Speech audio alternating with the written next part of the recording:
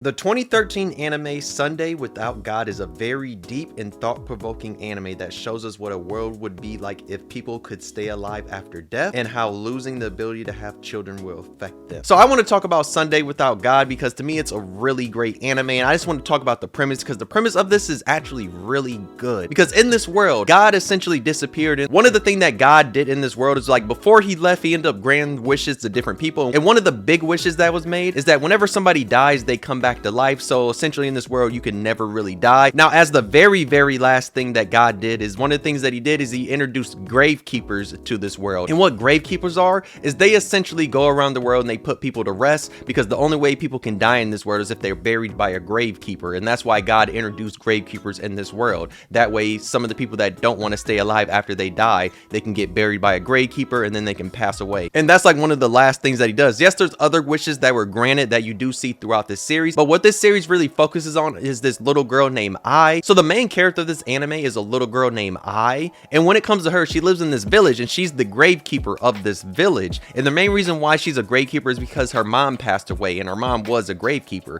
So everybody in this village, they take care of her. But one day you have like this one random guy like with white hair, he comes into the village, and next thing you know, you find out that he killed everybody in this village. So Ai's freaking out. She's like, yo, why did you do this? And that's when we get a plot twist in this anime, and we find out that all the villagers that were taking care of Ai, they've already been dead. So like they already passed away, and they basically were just trying to make it seem like they are all still alive for the sake of Ai, because Ai has never been outside of the village. So like she didn't know that like all of them were dead. But then like as like the episode went on, you saw that they actually did have flaws that showed, yeah, they were actually dead, but she just never noticed it. But now you're gonna have it that she's going around with this guy, and what you find out is that this guy is actually her dad, because at first there's a very funny interaction between the two, because she asks what his name is, and he says the name, and she's like, oh, you're my dad. My mom literally said that my dad would come someday and his name was such and such, and it was just pretty funny. But then you find out that that actually is Ai's dad. But that's when like you kind of find out about the guy, and the thing about him is he essentially can't pass away at all. So like he's been alive forever. Like he's different than everybody else that can die and come back. Like he is essentially has eternal life compared to everybody else that can die, but you know, they get buried by a gravekeeper. So that's one of the flaws like to him, and like he's just been alive for a long time. One of the things that does happen is eventually at the end of the episode we see like a quick little montage where like he does die but he comes back to life, and like those two essentially have like some father-daughter moments, and it's pretty sad because like at the very end you see that she does bury him. But now we see that she's going on this trip with a few other different people, and we're also introduced to another gravekeeper. She has purple hair, and the thing we learn about gravekeepers is essentially they have no emotions at all. But we see throughout the anime the girl with the purple hair, she's gonna get emotions, because eventually she even gets a baby, because there's a baby that's in the series that's also introduced to, even though you know in this world there's not really any children or anything like that. And we see throughout the series that she does start to get emotions. I really like that, because at first you just think like she's this monotone type of person, but you see as the series goes on she does start to get that character development as like she takes care of this one baby now, and you see like she's getting closer to closer just to loving this baby instead of just having to be a gravekeeper. And also there is like one point in this anime where we see where the gravekeepers come from, and we see that there's a lot of different gravekeepers because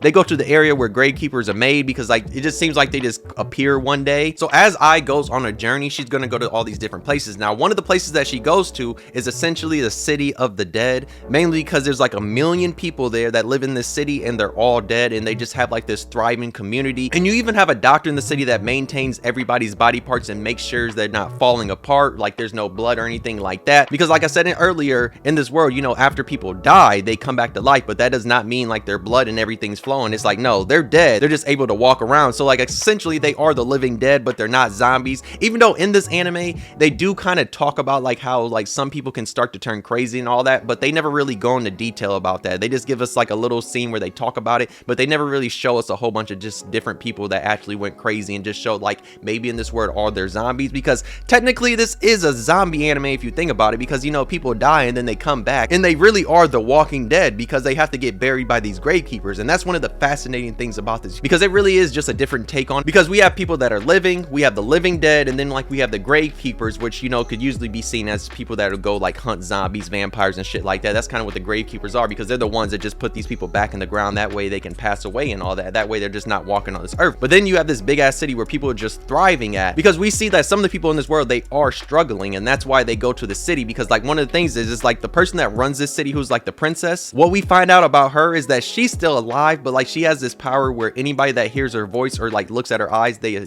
die. Because like we see like how she interacts, because when we were first introduced to her, we see that her eyes are covered up, her mouth is covered up, and the way she talks is just like through a notebook and all that. But then we get that revelation. It's just like, oh, anybody that sees her or hears her voice, they die. And that's pretty crazy. And we see like the main girl, like she feels sad for that girl because she's like, does she not know that she's doing this? Yes, she does know that she's doing this. She has the idea that she's been doing this because like the way people would react when they would see her and all that. I kind of wish that they would have went more in detail when it came to her and like if she could ever lose that ability or not. Like, could the gravekeepers actually help her or not? And also the other crazy thing about that town is that they have a whole cemetery of gravekeepers they have killed, because gravekeepers are not allowed in that city, because anytime they find out somebody's a gravekeeper, they kill them. I wish we would have got more detail on that, but we really didn't see nothing like that, because when it came to I and then like the purple head girl, they were fine when they came in that city. Like nothing really happened at all. And also there's some characters in here that had like a very interesting like design, where like you had like half of their body being one person, half their body being the other person. And one of the cool things about them is like, since they're two people, if one person's talking, the other person kind of, they would have like something cover their face and all that, and the next thing you know, like it would switch. So I just thought that was like really cool, like how, you know, they just had two characters together, but then also you would see that other body part on another different person. And that all goes back to just like when it comes to like the one princess, like she's kind of the reasons why they split up like that and why they even made the princess, because I know they went into detail when it came to that part, like when it came to like the witch and stuff like that, because they talked about that in the show. But one of the final arcs that happens in this anime wraps around this guy that's been traveling around with I in them. There's this town that's been frozen for 14 years and like it replays on a loop because of a certain girl that died when like she fell out of a window. But just know we get a plot twist that was very crazy, because it was not the girl that died, it was actually the guy that died. And like when that plot twist happened, I was like, what? I was not expecting that, because it was the girl and I was just like, oh, it's the girl. But no, it was like, nah, it was the guy that actually died. But we see at the very end, like he essentially wanted to die in this world, but then I was like, no, I'm gonna save you, and somehow I saves him. Even though we saw at the very end that I was super duper sad because she did not want him to die, because the thing we learned about him is like he died before like the whole thing when it came to God just allowing people to come back and all that. So it's just like, dog, he's been in the ground for like forever,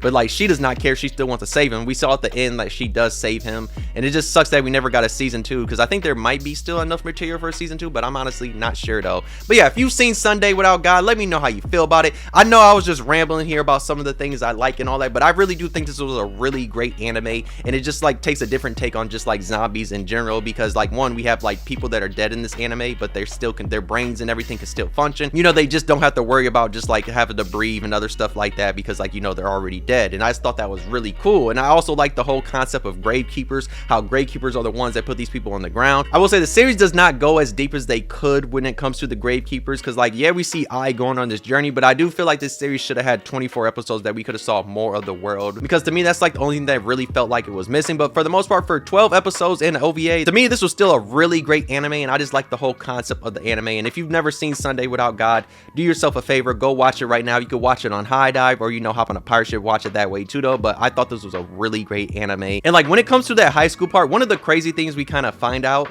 is like the reason why that world was kind of made is that when that girl died, everybody in the classroom, they essentially wanted to forget about it, and they wanted their world to always just like have joy and all the happy times and all that. And that's why you have this wish that happens, and that's why they're essentially stuck in that world for 14 years, because they all forget about that she dies. But then when she finds out that she did die, that's when she starts doing other things. You have like some kind of crazy moments when she kills like all her classmates, and even when it comes to the guy, he does the same thing, because like after you kill them, they just go back to like the way they were, until like later on when we see that she finally tells them, because like she literally shoots a guy right in front of everybody, and like everybody's freaking out, and then she's like, hey, just wait, you'll see. And then the guy comes back and everybody's still freaking out though. I do wish that we could have got more of this anime, because this anime was a really great anime though. But yeah, if you've seen this anime, let me know how you feel about it. If you've never seen it, why not check it out? If you enjoyed the video, why not like? If you didn't, you could dislike, subscribe, you really enjoyed. Sunday Without God is a really great anime that gives you a different perspective on life.